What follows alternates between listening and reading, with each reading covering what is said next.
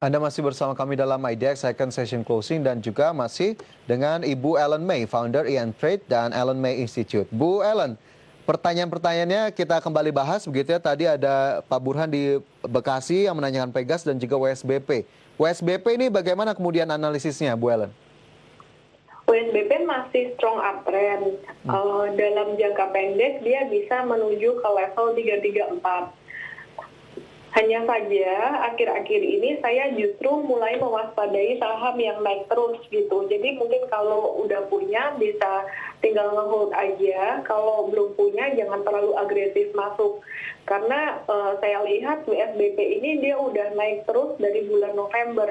Jadi kemungkinan akan ada profit taking jangka pendek di akhir Januari ini. Oke, profit taking jangka pendek di akhir Januari ini untuk waskita beton precast. Mungkin strategi yang tadi disampaikan Bu Ellen juga bisa untuk menjadi tambahan informasi untuk Pak Burhan ya di Bekasi untuk WSBP dan juga Pegas yang sudah ditanyakan. Sementara itu saya bergeser ke pertanyaan Pak Bambang di Bandung. Tadi menanyakan tunas baru TBLA sudah punya di 1000 akhir Januari, target price di berapa dan support resistannya seperti apa? Silakan Bu Ellen. Iya. TBLA ini saya lihat akan ada sedikit koreksi ya, bisa turun dikit, sifatnya profit taking jangka pendek juga, bisa turun sampai sekitaran 950-an. Nah, kalau untuk trading jangka pendek, kemungkinan bisa keluar dulu gitu, bisa batasi risiko dulu gitu. Tapi kalau untuk jangka menengahnya sampai beberapa bulan ke depan, sebenarnya untuk semua sektor komoditas, baik coal, CPO maupun komoditas yang lain masih bisa naik. Jadi tergantung time horizonnya juga mau nge-swing trading atau jangka menengah gitu. Oke, dikembalikan lagi ke time horizonnya Pak Bambang di Bandung untuk TBLA. Semoga bisa menjawab pertanyaan dari Anda. Sementara itu pertanyaan juga datang dari Pak Budi di Jambi melalui WhatsApp interaktif menanyakan BRIS ini BRI Syariah jangka pendek sudah punya di 2540 dan juga PTBA. Tadi PTBA sudah diulas begitu ya, berarti kita ulas BRIS. Untuk BRIS bagaimana ini Bu Ellen? Iya, BRIS hari ini dia naik, volume transaksinya juga lumayan meskipun nggak tinggi-tinggi amat. Dalam jangka pendek ini BRIS bisa sampai 3.180. Oke, jadi yang punya hold aja.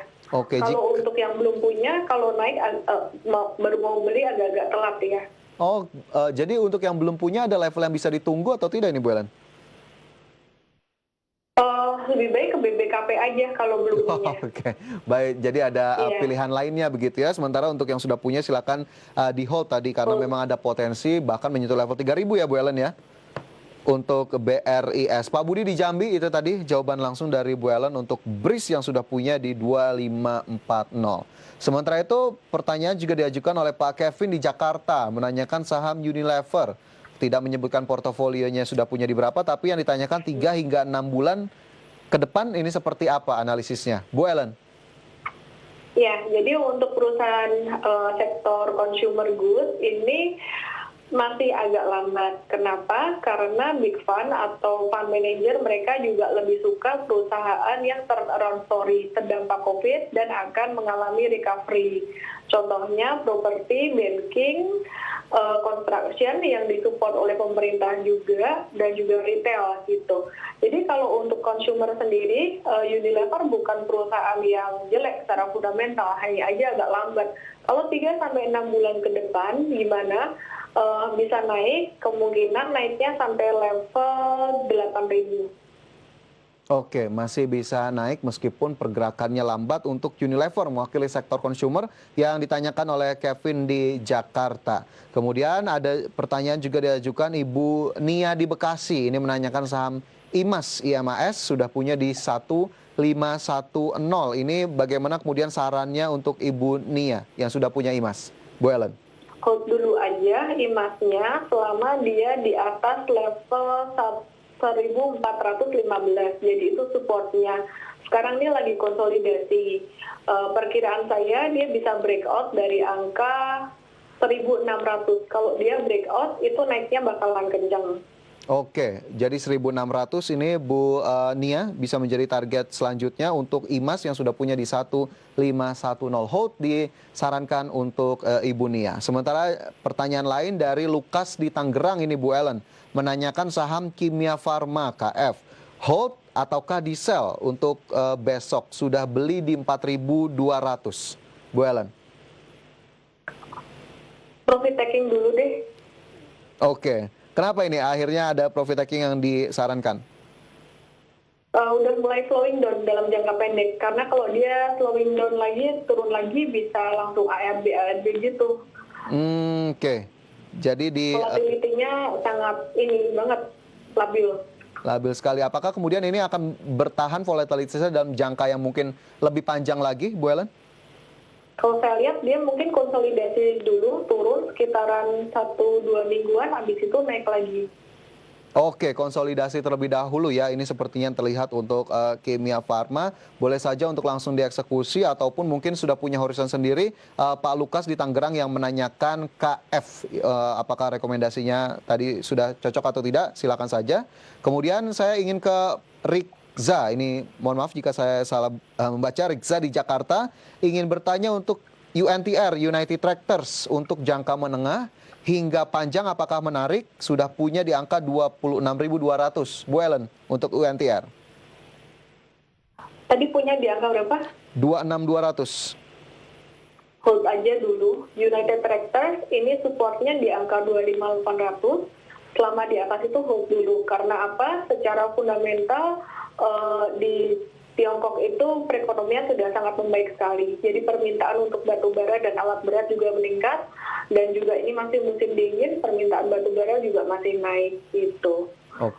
Jadi memang akhirnya sentimen tadi diharapkan bisa menjadi trigger begitu ya untuk UNTR ke depannya. Itu tadi yang ditanyakan untuk United Tractors. Rikza di Jakarta langsung dijawab oleh Bu Ellen. Sementara itu ini juga pertanyaan ada dari Ibu Tuti di Tangsel. Selamat sore Bu Tuti. Ini sepertinya pertanyaannya spesifik sekali Bu Ellen. Ada nyangkut Aisyah di harga 409.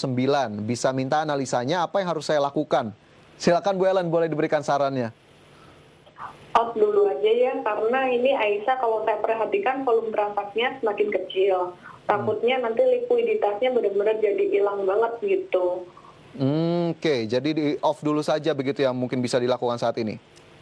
Iya, keluar dulu terus tuker saham lain yang lebih bagus lah, itu uangnya bisa lebih cepat kembali. Tadi kan ada banyak ya saham yang disebut saham yang bagus. Oke, jadi ada kekhawatiran likuiditas juga.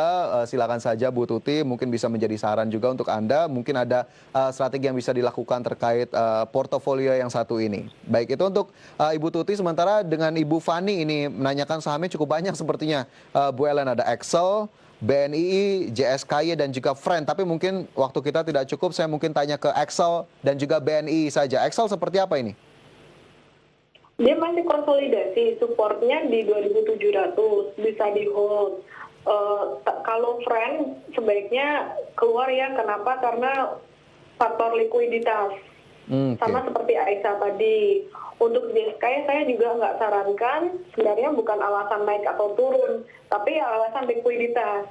Satu lagi apa tadi? Ada BNI, Maybank. Oh, BNI ya. Ya. Ya, ini saham-sahamnya banyak yang saham kurang liquid. Untuk BNI, tren jangka pendeknya masih naik. Tapi saya sarankan untuk out juga. Ini sahamnya nggak liquid semua kecuali XCL tadi. Jadi sangat riskan. Oke, jadi sangat riskan karena faktor likuiditas. Sepertinya Bu Ellen menyarankan out untuk saham-saham yang ditanyakan tadi. Baik, sekali lagi keputusan investasi tetap kami kembalikan kepada Anda. Bu Ellen, sepertinya itu menjadi pertanyaan terakhir untuk sesi hari ini. Terima kasih banyak sudah bergabung bersama kami sore hari ini. Sehat selalu ya Bu. Terima kasih, sama-sama. Ya.